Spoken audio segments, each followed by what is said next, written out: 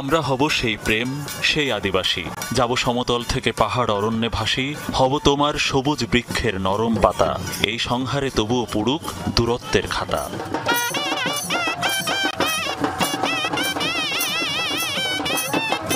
কবির অভিব্যক্তির পূর্ণ উপস্থাপন দেখা গেল বর্ষবরণ আনন্দ শোভাযাত্রায়। পাহাড় সমতল বা খাল নদী পাড়ের বিভিন্ন জাতিগোষ্ঠী এক কাতারে এক উৎসবে সামিল।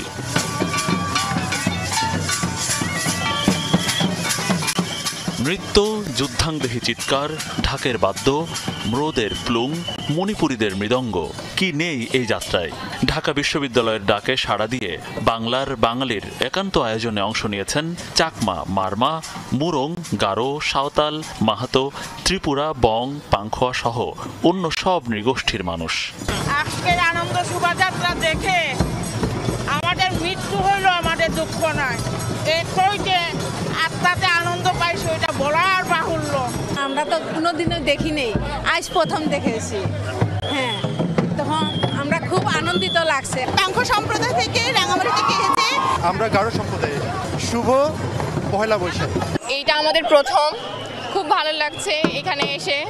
বাউল শিরোমণি লালন শাহের আখড়াবাড়ি থেকে এসেছিলেন সাধু আর ফকির। অংশগ্রহণকারীরা বলছেন নতুন বাংলাদেশের বর্ষবরণ হয়ে থাকবে ঐতিহাসিক। বাঙালি উৎসব বলে যাদেরকে দমন করে রাখা হয়েছিল, যাদের বিরুদ্ধে এই রাষ্ট্র গড়ে উঠেছিল, তারা হাজির, তারা তো রাস্তায়, তারা উৎসব করছে। জাতীয় গোষ্ঠীগুলা বসে আছে একসাথে, কোঠা বসার দেখাশোনা কত সুন্দর, ভালো লাগছে। বাংলাদেশে যেন সবাই শান্তিতে বসবাস করতে পারি এই কামনা করি। সারা বছর শান্তিতে চলাফেরা করতে পারি, বসবাস করতে পারি।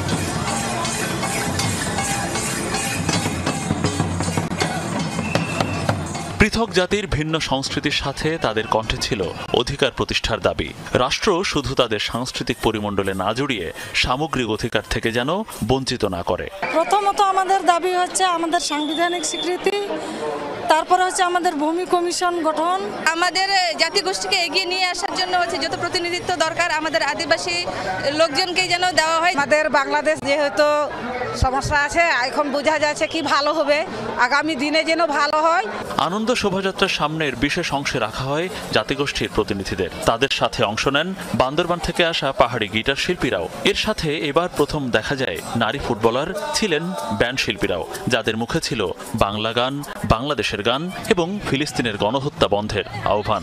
অবশ্যই চাইবো আমরা যেন নতুন বছরে আরো দেশের জন্য অনেক সাফল্য এনে দিতে পারি। অনেক ভালো লাগতেছে, প্রথমবার আমাদের আয়োজনে আমরা প্রথমবার অংশগ্রহণ করছি। নতুন বছরের শোভাযাত্রায় এত রং, এত বর্ণ বা এত রকমের মানুষ কবে দেখেছিল বাংলাদেশ, তা নিশ্চয় সত্যি বলা দুষ্কর। এবারের শোভাযাত্রাটি সত্যি অবিস্মরণীয় হয়ে আছে বা থাকবে এই যারা অংশ নিয়েছেন তাদের কাছে। কেন অবিস্মরণীয় হয়ে থাকবে তার কারণ আমি এখন যাদের সাথে আছি নিশ্চয়ই তারা।